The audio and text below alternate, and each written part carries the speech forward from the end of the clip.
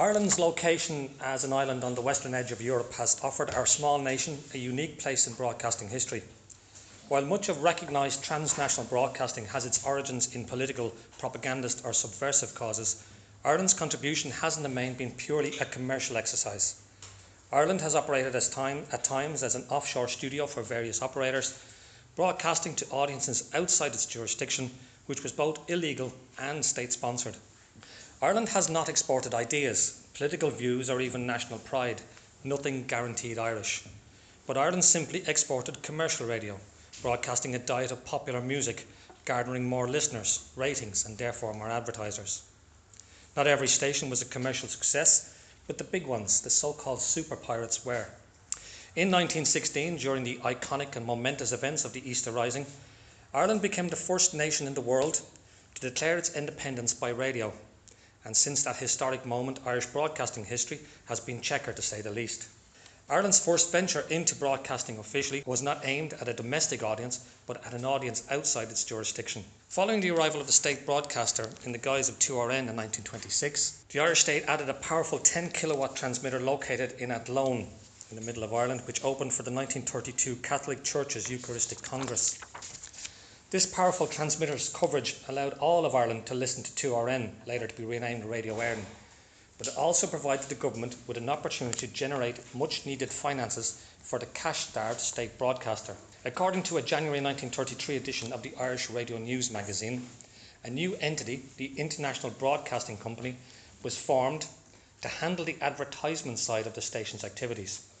The then Minister for Post and Telegraphs signed a contract with the IBC on August 22, 1933. The IBC was the brainchild of entrepreneur and Conservative MP Leonard Plug. He had identified a new radio market with programmes aimed at the British audiences from transmitters located outside that jurisdiction. His first venture was Radio Normandy, which was initially a low-powered local private station located in the north of France. Under his direction, a high-powered transmitter was installed and broadcasts were aimed at London and the south of England. Lord Reith, who ran the BBC at the time, believed that Sunday broadcasts from the corporation should be sedate and of a religious nature, and this opened up an opportunity for Plug to launch his commercial alternative. Normandy was extremely popular with both listeners and advertisers. The station proved a major challenge for the BBC, and it was only the intervention of the Second World War that curbed this private broadcasting boom. A second station had opened to broadcast into London, and that was of course Radio Luxembourg here from the Grand Duchy. Plug increased his availability of his sponsored programmes into the western half of Britain, especially cities like Manchester and Liverpool, by utilising the new high-powered Athlone transmitter. He rented airtime from Radio Éireann in the evenings from 9 to 11 p.m, and to sweeten the pot for the capitalistic Plug, Radio Éireann extended available hours from November 1933 to include 1 to 4 on a Sunday afternoon. There were many complaints within Ireland about the programming, especially the type of music being played and the products being advertised on the station, and the contract was not renewed on May 22, 1934. In fact, the music led to what became in Ireland known as the anti-jazz movement, when the Catholic priests got up on the pulpits in many churches in Ireland and declared that the music of the nigger people shouldn't be played on Radio Éireann.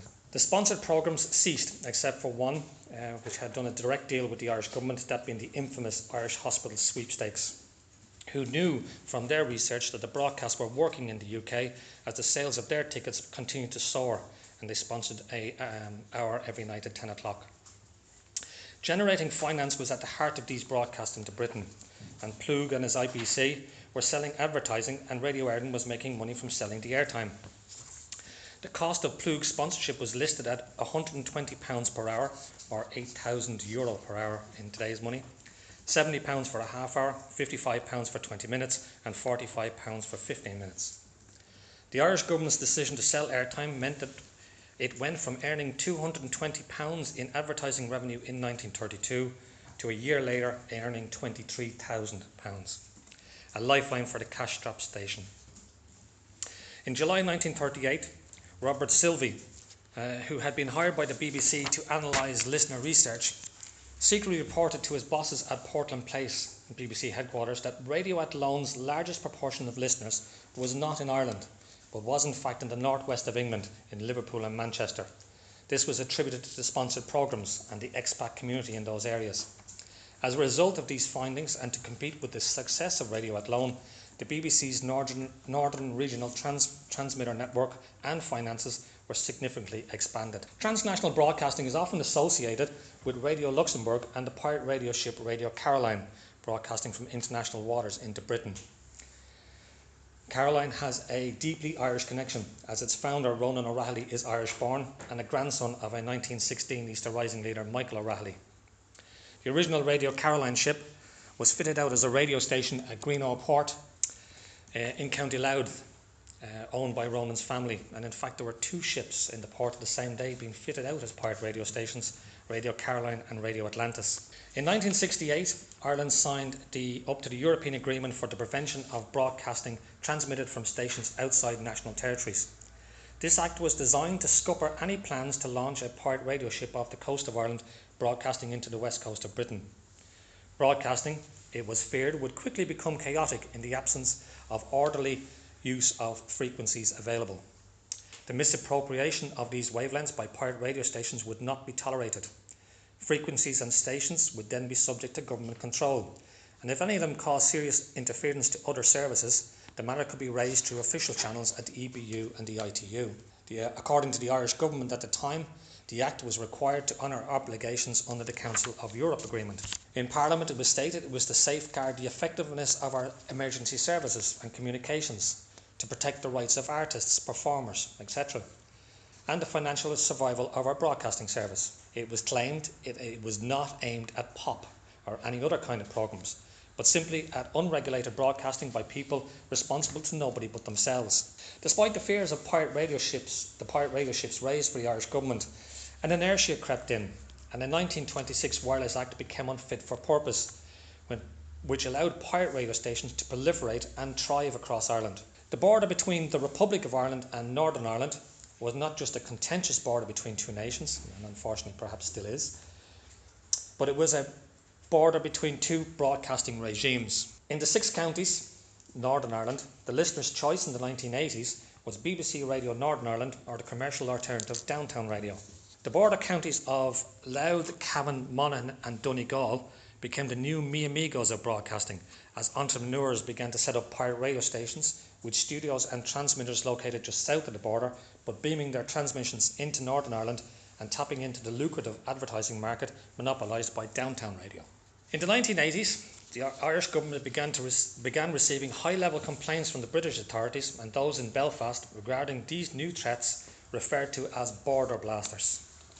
These illegal stations also attracted the wrath of the European Broadcasting Union, who complained to the Irish government at the time were doing nothing to close these stations and demanded that they take immediate steps to prevent the stations aiming their signals across the border into another nation in a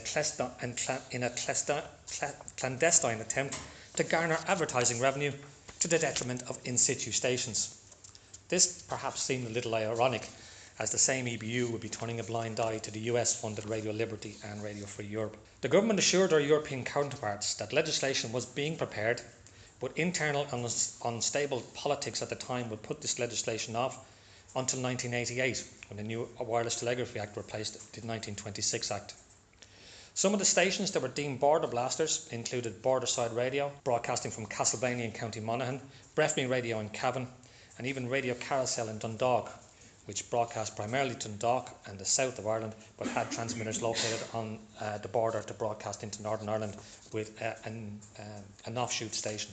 Kiss FM began broadcasting in March 1985 to Craigavon in Northern Ireland. Kiss FM was broadcasting in March 1985 to Craigavon in Northern Ireland and was the brainchild of Miles Johnson.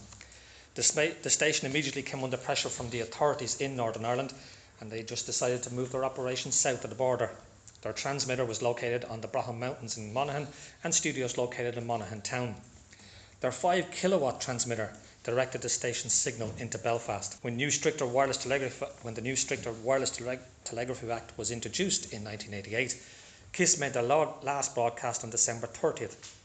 The final words were left to station manager and former Radio Caroline, Nova and Sunshine broadcaster Tom Hardy. As 6 o'clock approached, he delivered a list of thanks to those who had worked at the station and advertised on it, And he quoted the lyrics of their final song by the Christians: "Before you point your finger and hope the whole thing disappears, remember empty words will fall upon the deafest ears." Yet, in January 1989, KISS was back on the air again, this time from within Northern Ireland. But when the British Department of Trade and Industry raided the station's transmitter site at Tamary Hill in County Down, they just upped sticks and moved south of the border again. In 2003, it ran foul of the law, and according to an Irish Independent report, in August 2003, Robert Waters of Eton Tubber was accused of making his premises available and permitting his electricity to be used for the unlicensed broadcaster KISS FM. Neil McCaughey, an authorised officer of Comreg, the Communications Regulation Commission, told Justice Brennan that the defunct system previously used to broadcast KISS FM was found to be interfering with the landing procedures at Belfast City Airport. Another powerful station broadcasting from the Republic of Ireland into Northern Ireland, with its signal aimed primarily at Belfast, was KITS on FM and AM, and was the brainchild of Frank McCarthy. Located in County Monaghan, the name came from the fact that McCarthy built transmitters and he had bits of kit lying around on the floor. He managed to get a jingle package from a similar station in San Francisco and was on the air from 1987 to December 1988. Unfortunately, Frank McCarthy himself was accidentally killed while working on a pirate transmitter in 1998. Some of the staff at that station, KITS, went on to be quite household names in Ireland. Gareth O'Connor, who is now a major TV producer at TV3 News, which is the independent TV channel. David Blevins, some of you might know, who is the Northern Ireland correspondent for Sky News, both started at KITS. Paul Buckle, who worked at the station, remember KITS. When it was good, it was very, very good. But when it was bad, it was bloody awful. Riverside 100 was operated by Frank McLaughlin and located south of the border in Donegal. This is some of the stations, Radio North and Radio Star County, which are actually both pirate radio stations and both still on the air, who make their money by selling airtime to US gospel artists, we'll call them.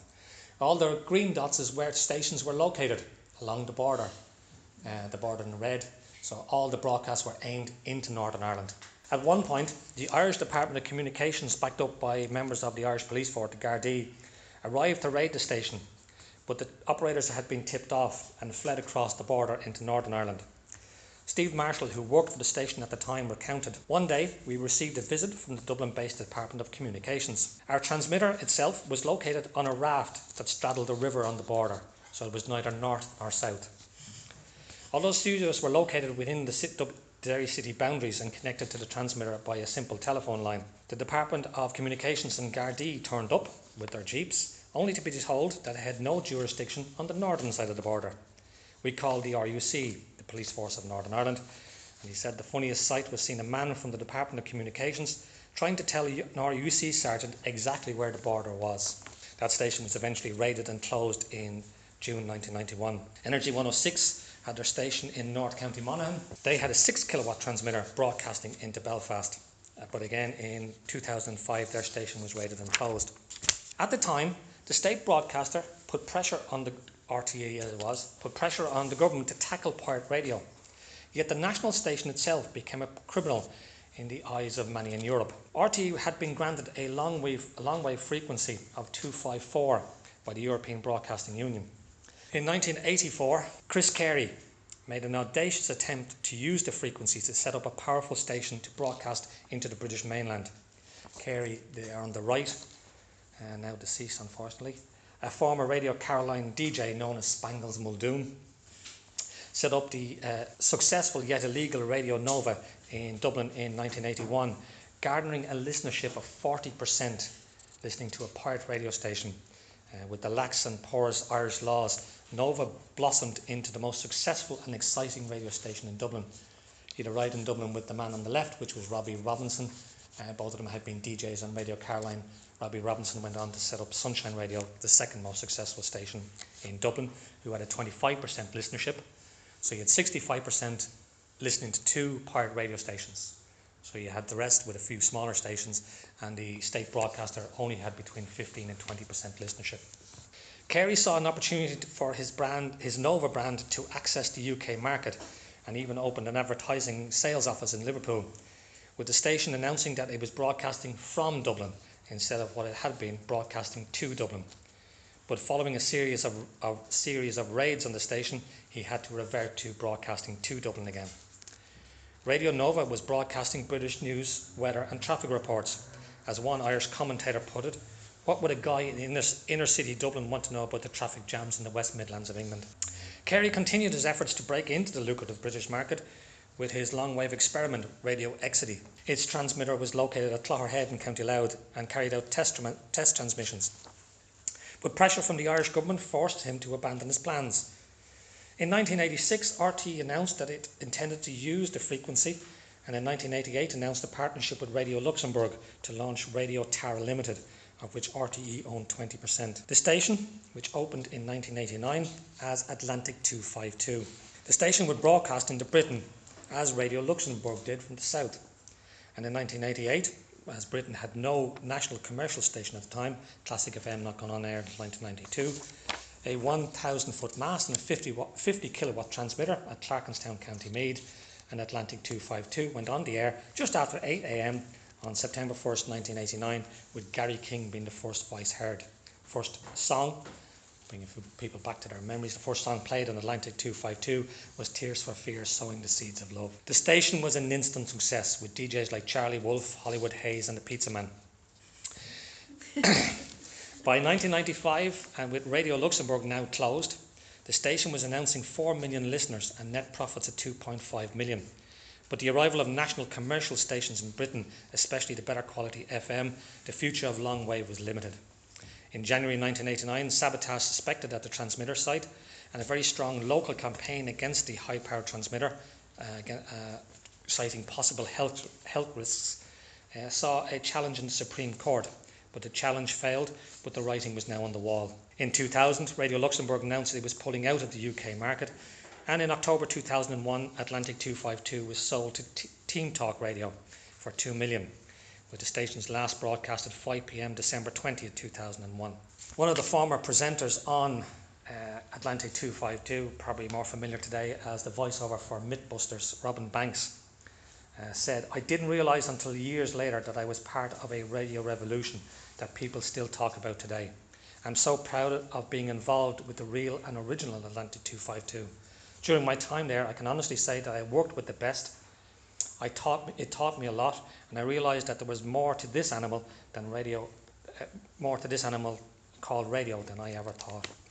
RTE currently operate 252 as a relay for their main RTE Radio 1 channel aimed at the Irish diaspora in the United Kingdom, although they don't actively sell advertising in Britain. The only transnational broadcasting gone the opposite way during the Second World War, when the Germans set up a dedicated Irish language broadcasting service to broadcast Nazi propaganda into Ireland. It lasted for a couple of months. It morphed later on to another Irishman, William Joyce, Lord Haw-Haw's participation in Nazi radio. Thank you. Thank you very much.